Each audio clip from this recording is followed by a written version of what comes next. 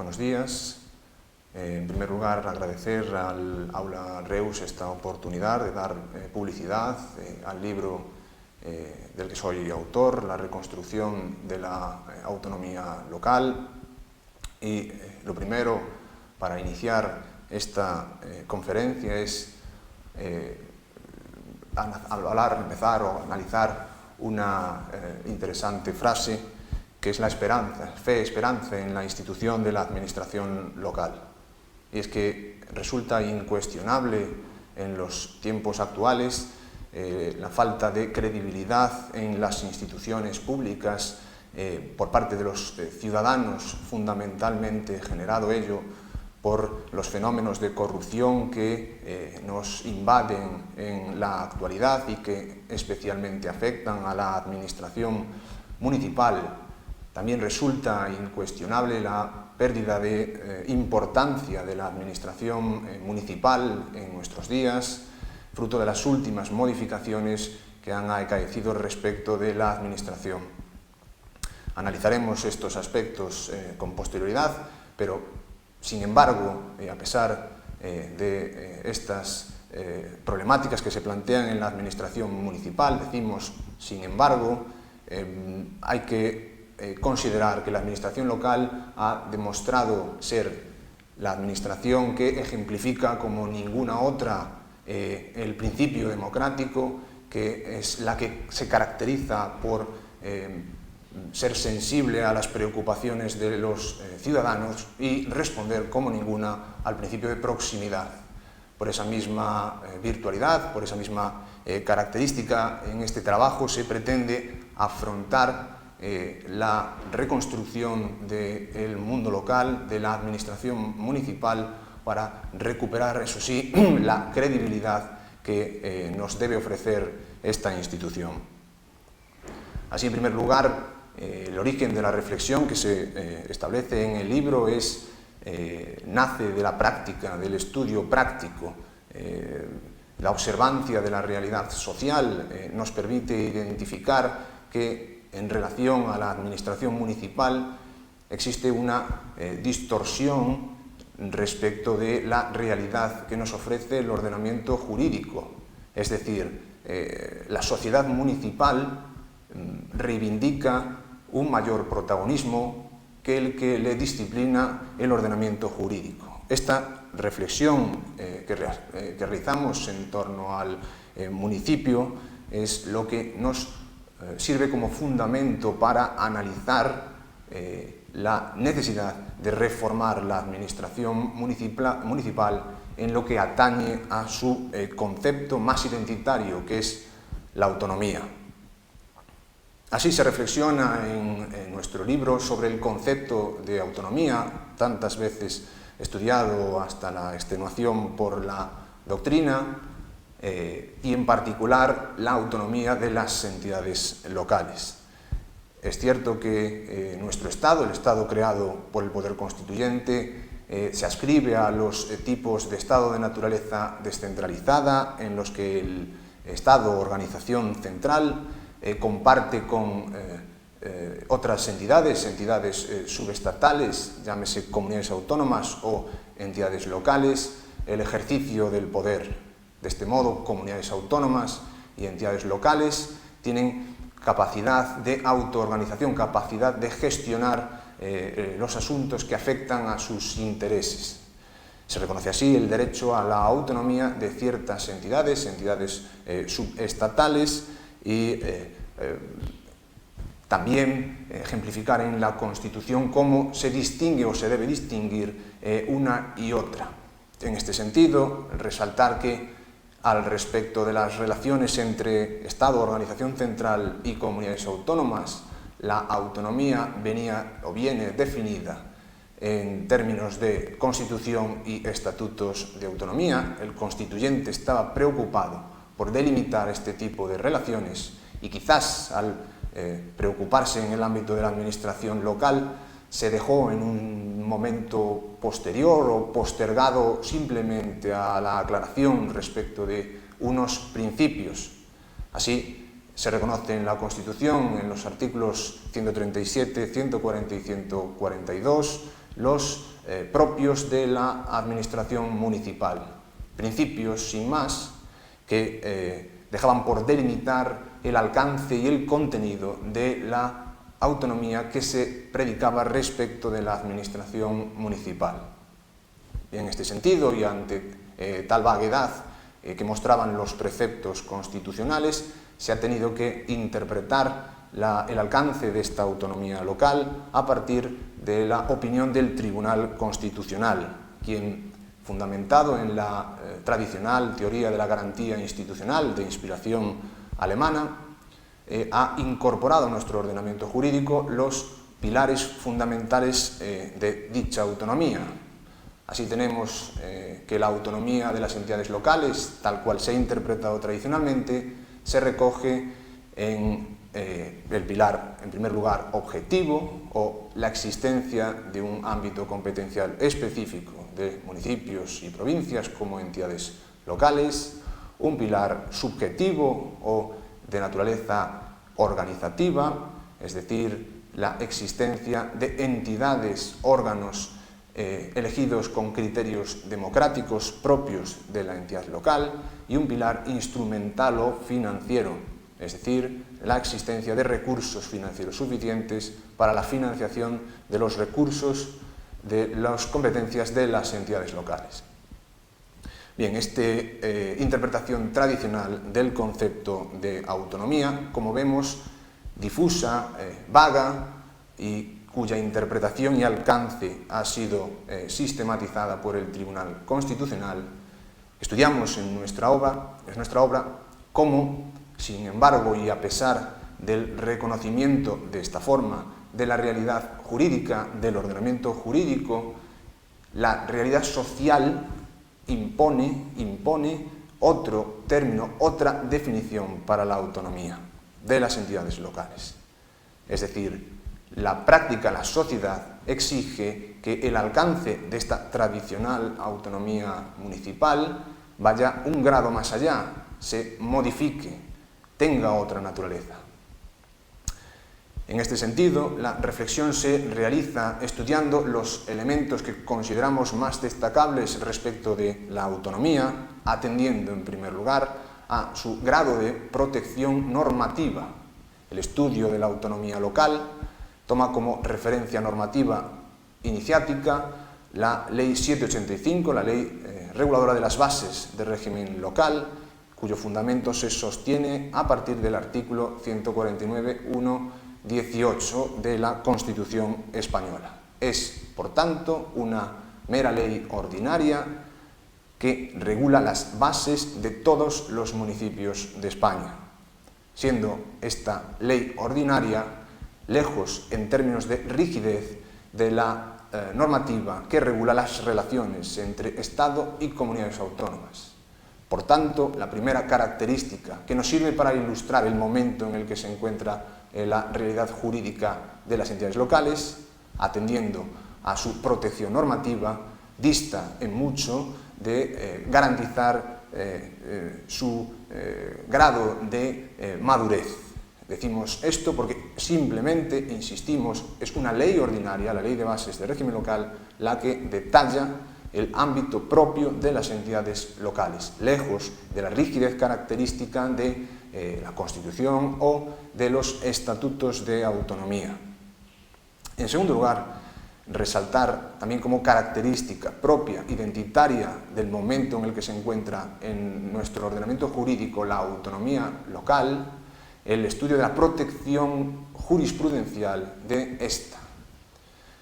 Las entidades locales no están legitimadas para acudir al Tribunal Constitucional para el supuesto de que exista una norma o una disposición normativa con fuerza de ley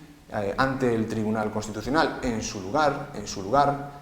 se recoge a través de la modificación operada en la Ley Orgánica 279 del Tribunal Constitucional un conflicto, un mecanismo denominado conflicto en defensa de la autonomía local. Mecanismo también alejado de los recursos de inconstitucionalidad de los que disponen comunidades autónomas y Estado para simultáneamente decidir impugnar normas con rango de ley que vulneren sus respectivos ámbitos competenciales o,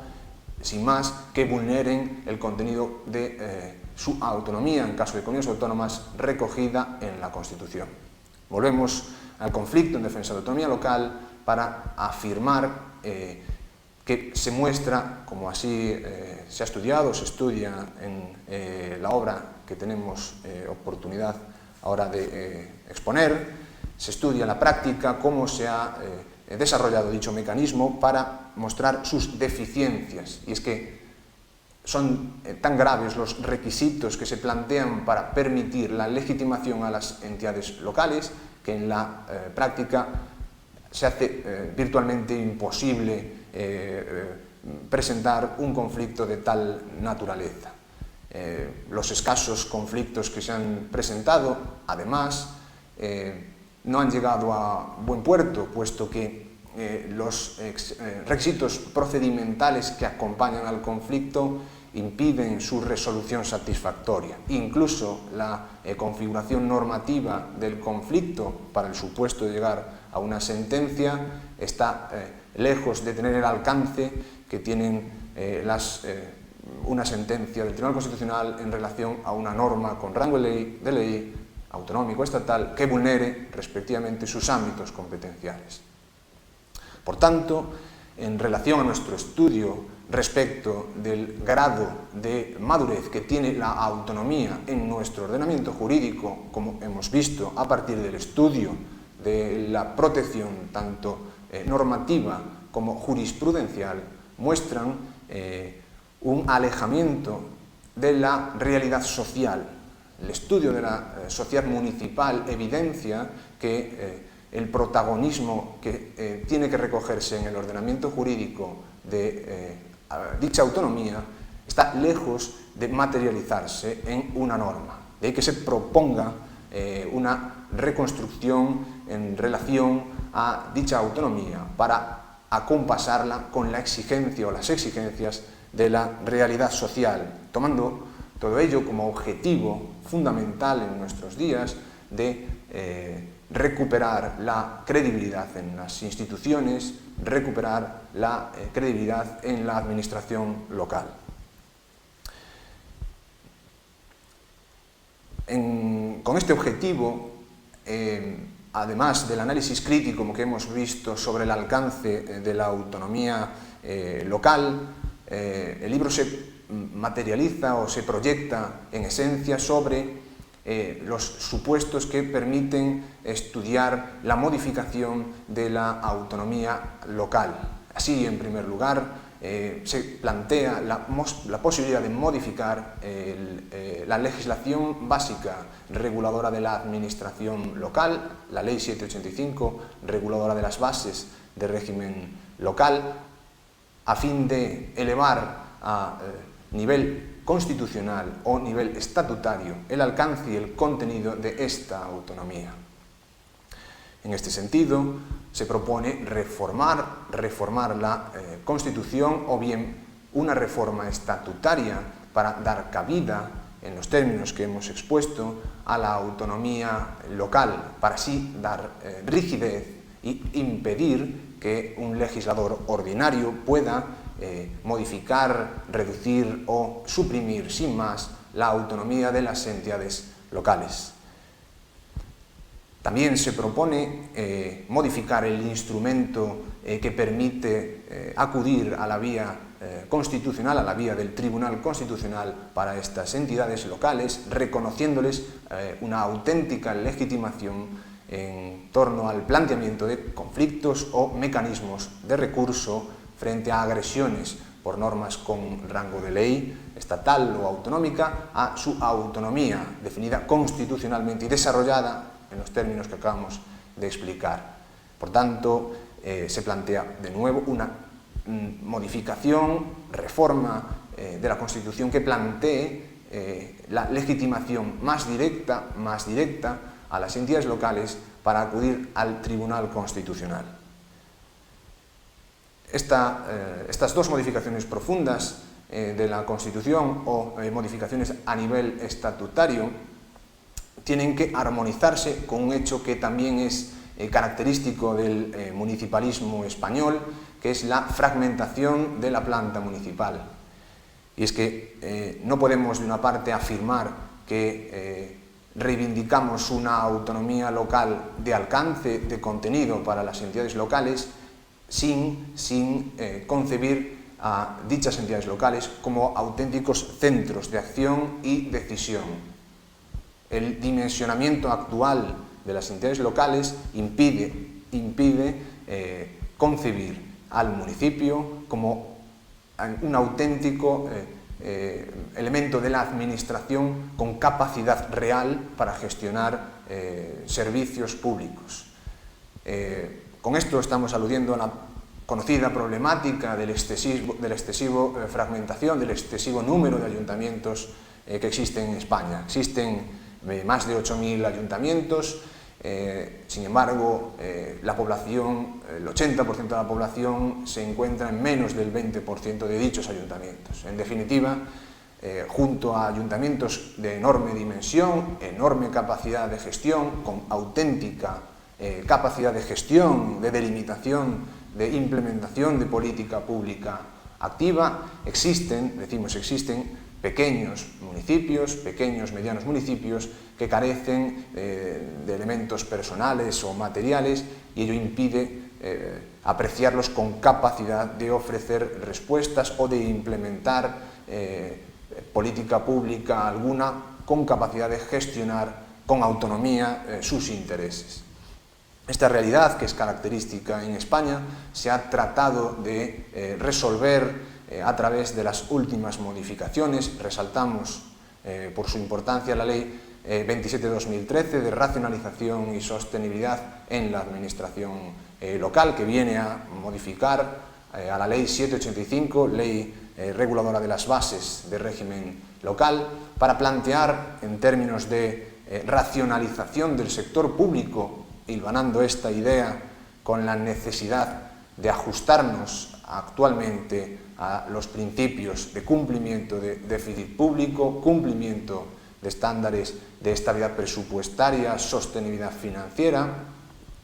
Decimos racionalizar el sector público. Bien, medidas contempladas con el objetivo de resolver la problemática de la excesiva fragmentación y el debilitamiento de los municipios tradicionales, como son la fusión de municipios. Se plantea el fomento de la fusión de municipios para alcanzar un número de ciudadanos con capacidad y potencial para ofrecer respuestas, ya sea mediante la concesión de beneficios en la participación en los tributos del Estado o mediante la potenciación de las subvenciones como auténticos beneficiarios colocados en posición de preeminencia respecto de otras entidades locales para aquellos municipios que decidan fusionarse. Otras alternativas para resolver este problema de la fragmentación de la planta municipal: se han planteado el recurso al fenómeno del asociacionismo con fórmulas instrumentales de tipo cooperativo, consorcios, asociaciones o mancomunidades de servicios públicos por los ayuntamientos, con capacidad de generar economías de escala suficientes para afrontar los servicios que tengan asumidos. Sin embargo, la problemática de la fusión o de la alternativa para la asociación de municipios dista mucho de poder resolverse en la práctica. La conjunción de tantos ayuntamientos quizás obligue a plantear una reforma estructural y consensuada con todos ellos. Se ha planteado también en el libro que ahora exponemos la posición o el posicionamiento de las entidades intermedias en nuestro ordenamiento jurídico. En los estados de naturaleza descentralizada, como es el nuestro, es frecuente la existencia de entidades intermedias entre el Estado, entendido como organización central, y las entidades más próximas al ciudadano, las entidades locales. A ello hay que sumar la existencia de ese régimen de descentralización, con lo que situados en ese limbo intermedio se encuentran, de una parte, comunidades autónomas y de otra, diputaciones provinciales. Se plantea la necesidad de redefinir los términos en los que se tienen que dar en la práctica las diputaciones provinciales, dado que el posicionamiento que tienen estas desde una perspectiva constitucional, en donde no existe reconocimiento alguno a la autonomía provincial, impide su apreciación como auténtico centro de decisión. Además, no podemos olvidar que la institución provincial es quizás la que adolece de más déficits democráticos, puesto que sus miembros, los diputados provinciales, son elegidos por los propios concejales en las elecciones locales y no por los ciudadanos directamente. Con ello, evidenciamos la necesidad de reflexionar sobre la posición que debe ocupar la Diputación y, sobre todo y esencialmente, evitar la existencia de múltiples administraciones públicas ejecutando o materializando servicios públicos de forma simultánea. Es uno de los principios que se vienen hoy en día a tratar de evitar, sirviendo al principio una administración, una competencia. De ahí que se proponga una reflexión en relación al mantenimiento de la estructura provincial en los términos en los que se da actualmente. Sin embargo, decimos, las últimas modificaciones de la Ley de Bases del Régimen Local han más bien potenciado la institución provincial sobre la base de considerar o asentar sobre su espalda el mantenimiento de la esencia de los pequeños municipios y no tan pequeños. Digo esto en el sentido de que hoy en día las diputaciones provinciales han pasado a gestionar los servicios públicos de los municipios de menos de 20.000 habitantes. Todos los servicios propios, los servicios mínimos de los ayuntamientos de menos de 20.000 habitantes serán desempeñados por la institución provincial, y solamente para el supuesto de que estas entidades puedan prestar esos servicios a un coste efectivo inferior, podrán recuperar los mismos. Al respecto de esta última modificación, debemos resaltar dudas acerca de su adecuación a la Constitución, que también han sido reflejadas en diversos dictámenes del Consejo de Estado y que han motivado que múltiples entidades locales hayan planteado diversos conflictos en defensa de la autonomía local. Por tanto, y en definitiva, en relación al aspecto de los entes intermedios, planteamos la necesidad de reflexionar sobre el mantenimiento en los términos en los que se da en la actualidad y, en su lugar, potenciar elementos como la colaboración o la cooperación y la delimitación competencial. También debemos resaltar, como otro de los objetivos de la reconstrucción de la autonomía local, que es la superación del sistema financiero local. El sistema impositivo municipal se asienta sobre unos hechos imponibles, unos tipos de impuestos, tipos impositivos que se alejan de la realidad social. Es difícilmente encajable el sentido o la naturaleza de figuras impositivas como el impuesto sobre vehículos de tracción mecánica o el impuesto sobre actividades económicas y su proyección en el ámbito local en relación a algún elemento competencial. Del mismo modo,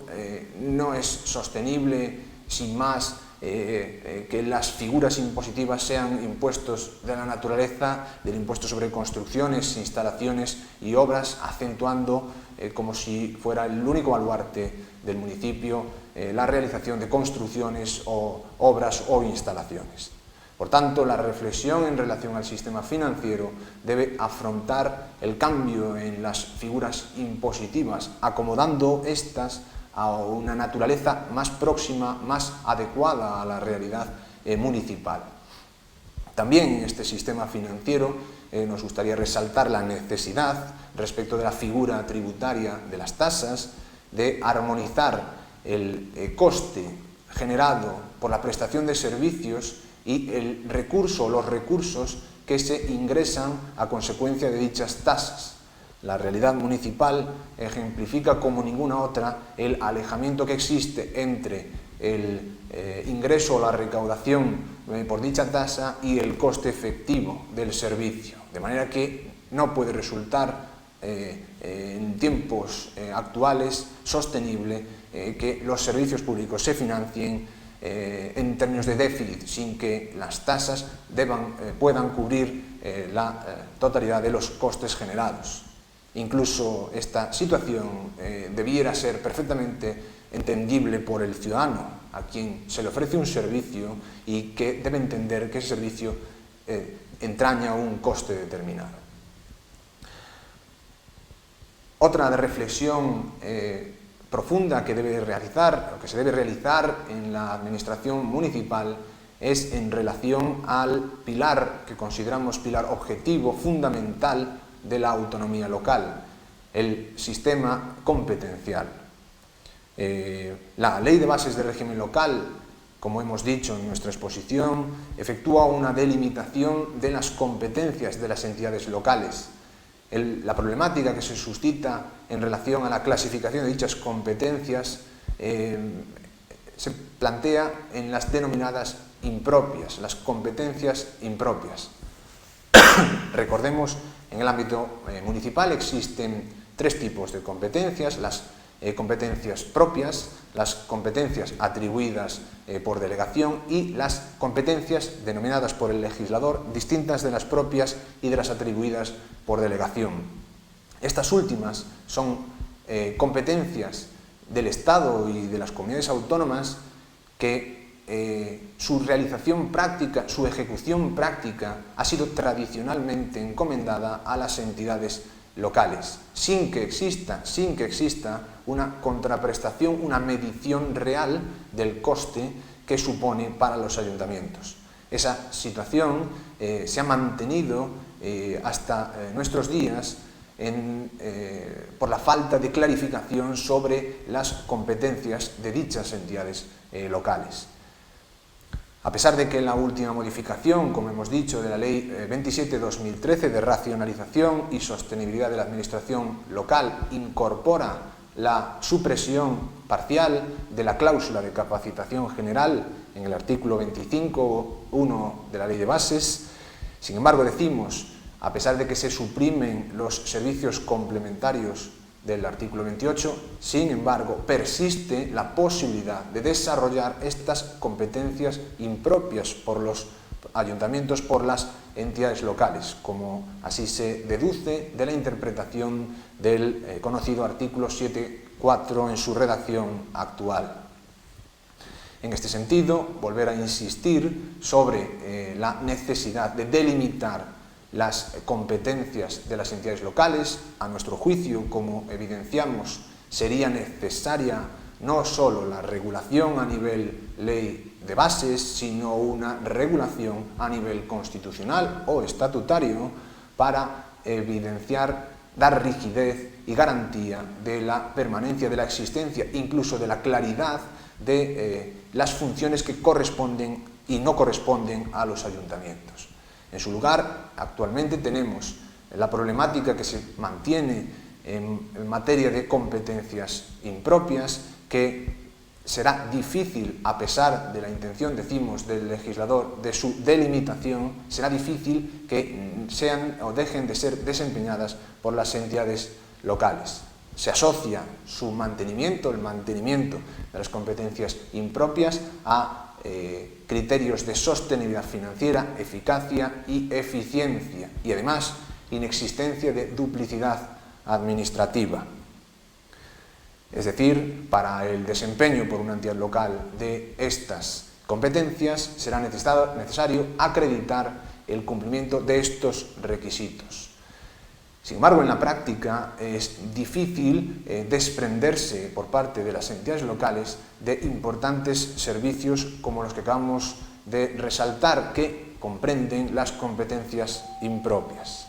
Un ejemplo fundamental de este ámbito de competencias impropias son los servicios sociales.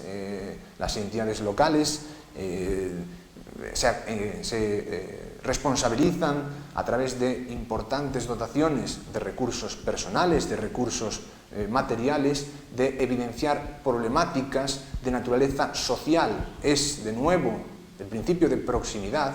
el elemento que justifica esa intervención. No hay otra administración capaz de percibir una situación problemática en materia social que la administración municipal. De ahí que resulte difícilmente entendible que no sea esta la administración que se ocupe de esa tarea.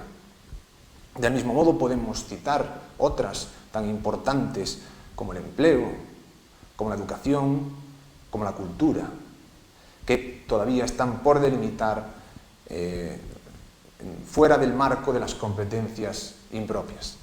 Se hace una reflexión en la necesidad de clarificar, por tanto, la delimitación de las competencias de las entidades locales, sobre todo al hilo de las competencias impropias. También, como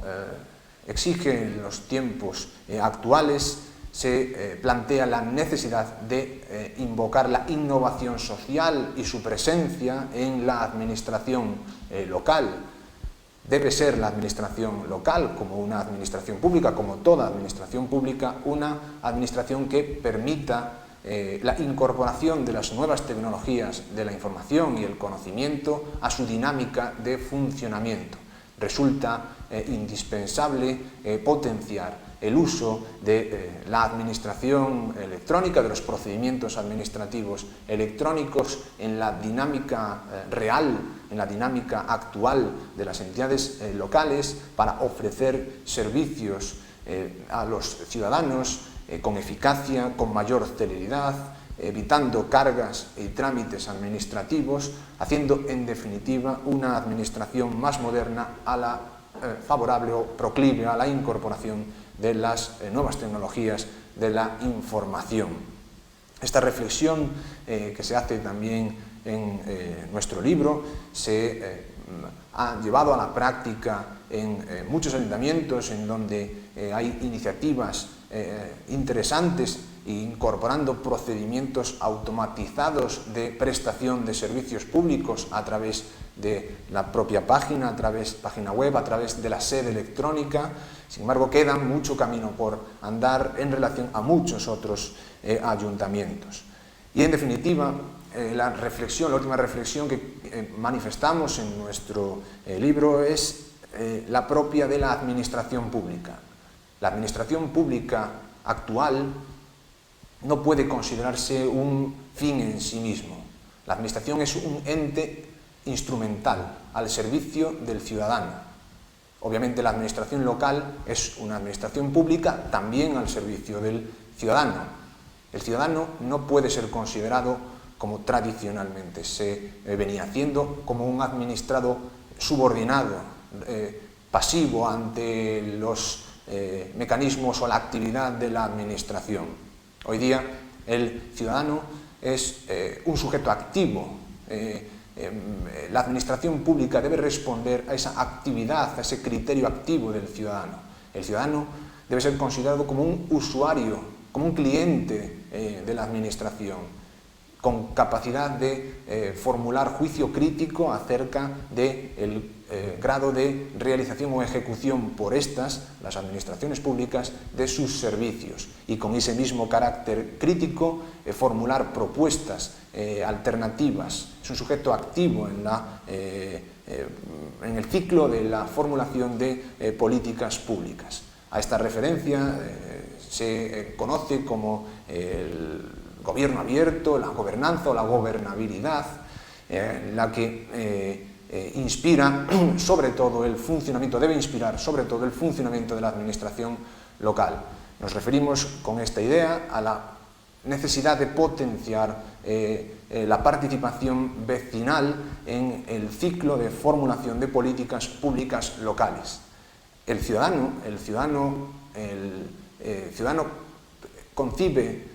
le es muy complicado interpretar, acercarse, participar en la resolución de problemas complejos como el empleo, la crisis económica. Sin embargo, sí comprende problemas locales como el abastecimiento de agua, el alumbrado, el acceso a los núcleos poblacionales, los servicios sociales, la educación. Esos problemas son más fácilmente entendibles por el ciudadano. De ahí que se ofrezca más la administración local como administración más próxima, más proclive a fomentar la participación vecinal. En este sentido, se han adoptado a través de la Ley de Bases de Régimen Local diversas medidas, se proponen otras medidas para fomentar la participación vecinal y el acercamiento del ciudadano a la administración pública, también a la administración local. Decimos esto, silvanamos con el inicio de nuestra exposición, con la idea de recuperar la credibilidad en las instituciones públicas, y es que el fenómeno participativo, el hecho de que el ciudadano participe como sujeto activo en la proyección de la política pública local, debiera servir o ser un instrumento más que nos permitiese recuperar esa credibilidad en las instituciones públicas y, decimos, servir para, de nuevo, ensalzar la administración local. En este sentido, también resaltar iniciativas como la normativa de transparencia, la Ley 19/2013 de transparencia, acceso a la información pública y buen gobierno, que tan necesitada en nuestros días y que fructificó en el año 2013. No solo con la idea de potenciar el acceso a la información pública de los ciudadanos y la transparencia, sino recogiendo un código de buen gobierno para presentar ante la ciudadanía la exigencia no solo de responsabilidad penal para aquellos que no sean capaces de garantizar los pilares sobre los que se constituyó nuestro Estado, sino también responsabilidad en términos de transparencia a este tipo de personal. Bueno, en definitiva y en conclusión, hilvanando con la idea iniciática que habíamos